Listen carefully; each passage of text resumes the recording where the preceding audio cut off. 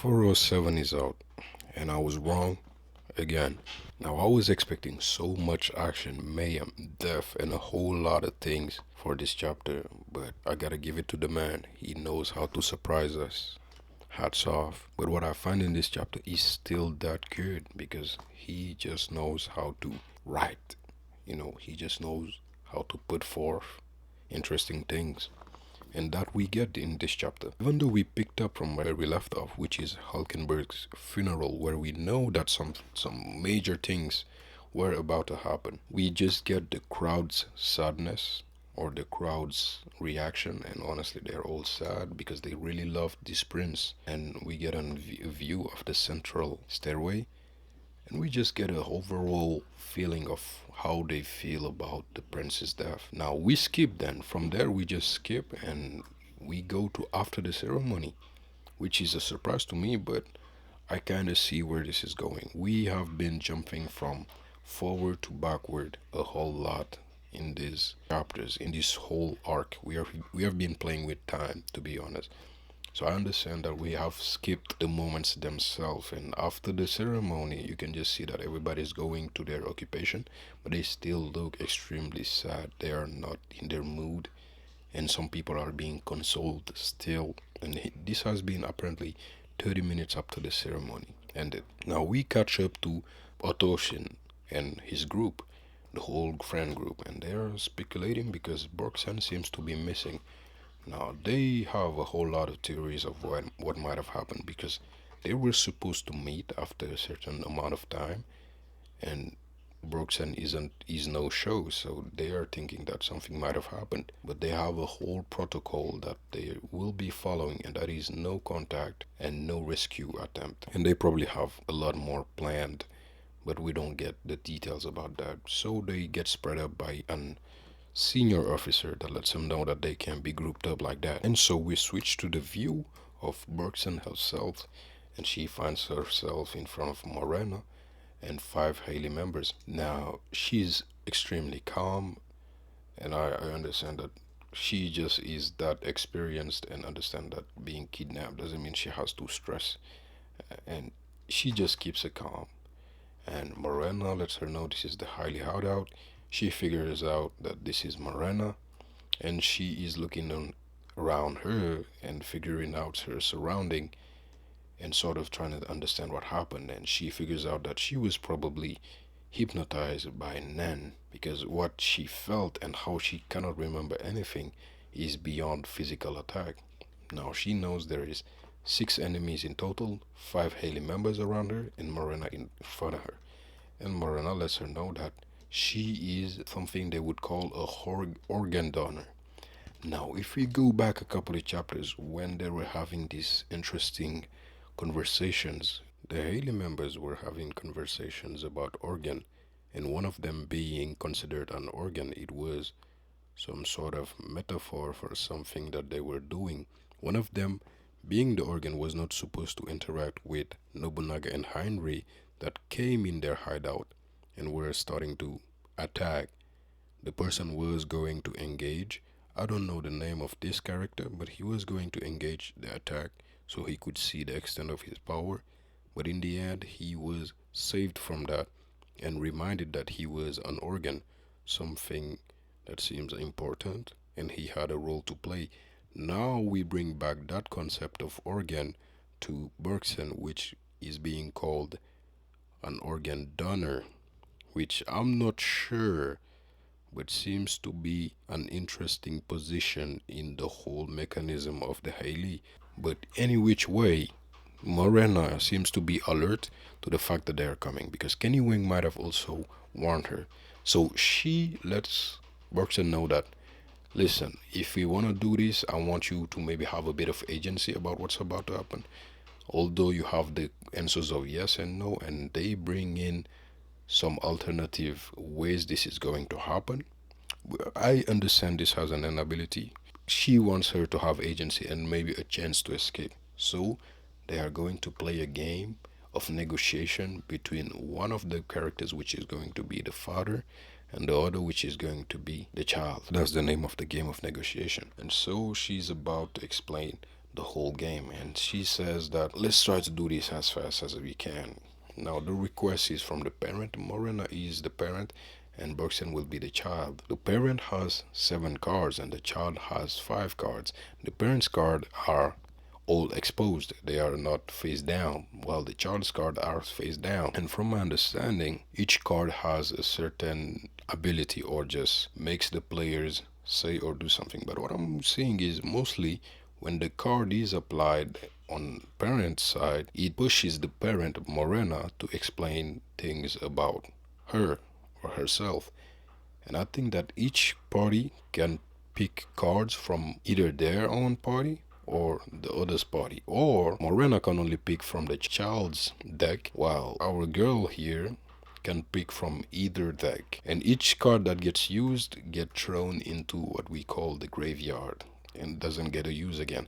Now the game ends when the child has only 1 card on the deck and that one applies. And so Bergson obviously tries to assume what the cards will be. She already knows that the game is not in her favor, or she assumes the game cannot be in her favor because she has been kidnapped already. So she's not expecting a lot from Morena on that side. She thinks that Morena might be tricking or cheating. Well, cards just get turned and she finds out that there are a whole lot of cards. There's not just yes and no. There happens to be yes, no, R, Joker, and the last card would be X. Now, X happens to be the card that we assume that she wants because that one makes her stop the game, because if she stops the game beyond those regulations, she will only have the ability to say yes and no, from what I'm understanding. The Joker is a card that can be transformed into either a yes or a no, because the last card will be the answer she is giving to Morena. The R, my understanding, is a card that can pick up a card from the child's graveyard and return it to her hand, but then the R card goes into the graveyard. So if she ends up with the R, she can pick up the X for the last card.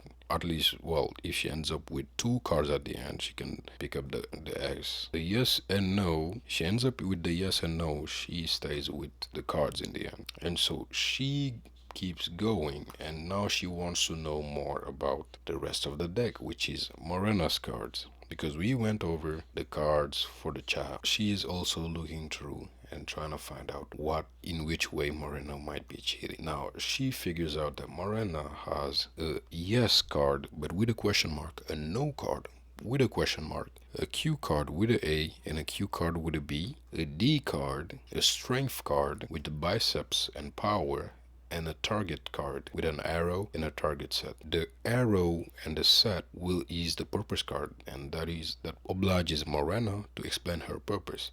The strength card is the card that obliges Morena to explain her ability completely. The QA card allows Bergson to ask 3 questions on Max, I think, and Morena has to answer yes or no to those questions, but only yes or no. And that one might be tricky when it's, well, actually from a culture perception, because she might be answering yes, I do, or yes, I didn't. And the yes might be the tricky part, because the yes doesn't absolutely mean, for example, that it's a confirmation of what she's assuming. Also, we do get a bit of characterization for the character Yokotani, who already mentioned that he was born somewhere where samurais was seen as respectable and would not send projectile weapons, but also is somebody who actually his culture is used as a reference for the whole game Morena will be playing with Bergson, the whole game of cards, and the fact that saying yes I do and saying yes I don't, it's pretty hard to explain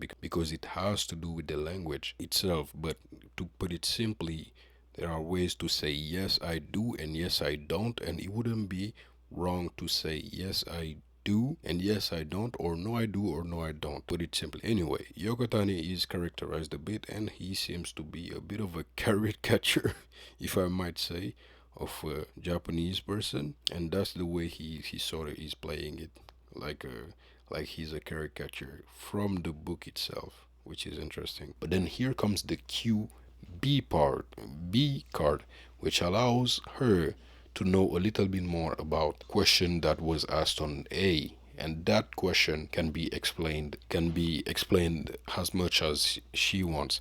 but she can only pick one, and that one has to be the third question that was asked on A. And the QA and QB cannot be applied to power or purpose because those are different cards. I do want to clarify some things. The QA card actually only allows one question but three answers that are yes, no, and yes, no, which means that that question doesn't get that much of a. Well, the question is one, but you can sort of develop it into making it three questions from my understanding. Now the question marks and the yes and no question seems to be actually sort of hidden. Well, their function is hidden, but it seems like they sort of allow you to know something in advance, which I didn't get at all because it was in between dialogue and I feel like that was on purpose, but it allows Bergson to know something in advance. I know it's a bit of a complicated deck and a whole complicated game, but this is what makes it so exciting because she is trying to get what from what I'm understanding her trust. She's trying to gain her trust, but even if not the trust, she is trying to gain her abilities or at least her knowledge and her ways of thinking. Morena lets her know that there are probably she's not really cheating, but it's also a bit of a test. And Bergson is not so trustworthy. She already feels like there are three traps in the whole game. Now, Morena lets her know that she might answer the question, but she might go fast. Although, unless she understands what the answer of those questions is, she will not stop explaining it. But she really wants to go as fast as possible because everyone is in danger the longer they stay there. And again, I'm saying it's the Phantom Troop. I just feel like it is the Phantom Troop. Now, Bergson already knows she doesn't want to go into the whole yes and no questions because she does not want. She doesn't feel like she does to want to know more, but I feel like she might want to know more about abilities and inabilities. Although at some point she does ask Morena if she will cheat, and Morena lets her know that she won't cheat. And Bergson looks in her eyes. Now, one thing about Morena is she's always smiling. I feel like I've never seen her with an expression different from a smile, and obviously it feels like there is something hidden behind it. Now, Bergson says this woman, as she shudders, as she looks into her face to face, this woman, what in the world is she so angry about? Which is just such a beautiful phrase to somebody who clearly never shows an inch of anger, because Morena is always smiling. I think in pretty much every frame. I don't think there is a frame where she's not having a bit of a smile. And she says she won't cheat, and he's surprised. Now she's still getting the details. There is then the D card. The D card is the deal card. If there's a card that she really wants to bring back from the graveyard, she can pick this card, and in return she has to fulfill a small request for Morena. She can refuse to do the small request and not get the advantage of using the D card, but if she uses the D card, it is almost like a R card, but there is a small request that she has to follow from Morena, which it sort of shows that even within the deck of Morena, there are so many opportunities for her to escape like she wants to. Now, Bergson explains that she wants to be the one picking what card to get from the child's side, and the explanation is that's fine. Morena has allowed it multiple times. Honestly, this might be a recruitment method for her ability, although I'm not sure. And then they are just about to begin the game, which is so interesting. Now, if I'm doing the recap right, there is the D card. For the parent, there is the D card, the no card, the yes card with the question mark both. There is the Q card with the B, the Q card with the A, which A is questions that can only be answered with yes or no, and the QB is a further explanation of the QAs. Now there's the strength card, which obliges Morena to explain her ability, and the target card, which pushes Morena to explain her goals. On the child's side, there is the R card, which allows Bergson to pick a card that's in the graveyard. There is the yes and no that she doesn't want to end up with, and then there is the X card that she wants to escape in the end. There's also the Joker that can either become a yes or a no, and they are just about to begin. And in the end, this chapter isn't fights or anything of the sort. It's just a slow burn of a chapter, but a deep dive into the characters, I think. And slowly, we are understanding Marina a bit more, and we get a greater idea of Brooks. And she is not trusting, but honestly, in this situation, there is not much trusting to be done. She understands that she is about to be or might get used, and she is careful, but she's also really intelligent and seems to be assessing the situation as much as he can. But anyway, I think that's a great place to stop. There is just so much in the chapter that I feel like I can't explain, because it's all in the subtlety of how they talk and in the subtlety of how they express it and the words they say but that they don't mention. For example, the fact that Brookston isn't giving a clear answer in the beginning is just so she can avoid saying something that will get her killed, that will stop the whole possibility of having a civil discussion. She's trying to keep that away. She doesn't understand who these people are in the end, so she has to slowly get to know them, and she's just doing her brain play. We actually don't understand Morena's mind yet, but we get to understand that she really is dominating the game, because Borksen is the only one that gets surprised most of the time, because she's expecting something but finds out surprises, because she was expecting the cards to be 4 yeses and nos and maybe one card that has something good for her. She was expecting really the cards to be unbalanced as hell, but I think she is finding out slowly that the cards are not that unbalanced. And to be fair, what she's presenting seems to be more like, at least this is from my view, that the cards are honestly made in a way that Morena's cards are so that Berkson knows more about her, while Berkson's cards are more so she can escape, or if she can strategize to escape, and she's giving her like an opportunity to get information, then escape, or get as much as she can. It's really a free card, because Morena doesn't have that much action in the cards, but she doesn't have that much action that she can make Berkson to do. That's what's interesting. And she was talking about giving agency, which is interesting. I could go on and on about the chapter, about the aspects that I didn't get to dive in, and if you want that, just let us know. And I think that's a great place to stop. Thank you for watching. It was great. I think that would be it. Hope to see you again. Can do what needs to be done so we can see each other again. Thank you.